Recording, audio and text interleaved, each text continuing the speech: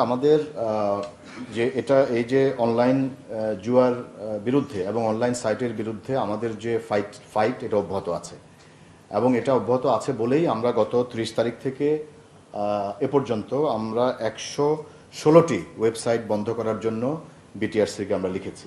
এখন আপনার প্রশ্ন যেটা হচ্ছে যে এই 116টা বন্ধ করার পরে আরও তো 116টা বা আরও বেশি আবার তারা নতুন করে আবার তৈরি করবে। তো এটা একটা আসলে ফাইট আমাদের চলতেই থাকবে।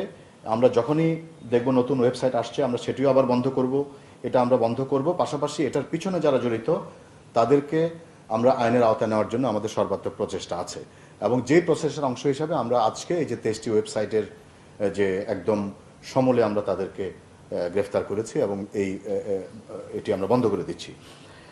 পাশাপাশি আমাদের যে এমএফএস মোবাইল যে নাম্বারগুলো 879টি নাম্বার আমরা পাঠিয়েছি বিএফআইইউতে বন্ধ করার জন্য এবং তাদের বিরুদ্ধে বিএফআইইউ তদন্ত করবে।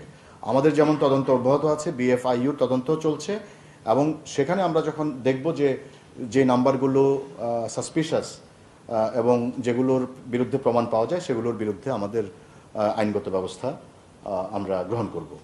তো মূল কথা হচ্ছে যে এটা আসলে যেহেতু ওয়েবসাইটগুলো বাংলাদেশ থেকে বেশিরভাগ ক্ষেত্রেই আমরা যেটা জানি যে বেশিরভাগ ক্ষেত্রে ওয়েবসাইটগুলো মেনটেন করা হয়, তৈরি করা হয় বাইরে থেকে।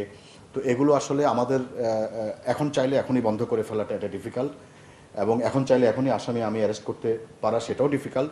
বাট এগুলো একটা লেগে থাকার একটা প্রক্রিয়া, যেগুলো আমরা প্রতিনিয়ত এগুলোর পিছনে লেগে আছি 24/7। আমি আপনাকে বলেছি যে সাইবার প্যাট্রোলিং আমরা করছি এবং এই সাইবার প্যাট্রোলিংয়ের মাধ্যমে আমরা আমাদের অ্যাচিভমেন্টগুলো আমরা যখনই করব আমরা আপনাদেরকে জানিয়ে দিব। এবং এটা আসলে এমন একটা প্ল্যাটফর্ম যেটা আসলে আমি এখনই চাইলে এখনই সবগুলো ওয়েবসাইট বন্ধ করে দেওয়া অথবা সব আসামি গ্রেফতার করে ফেলা এটা সম্ভব নয়।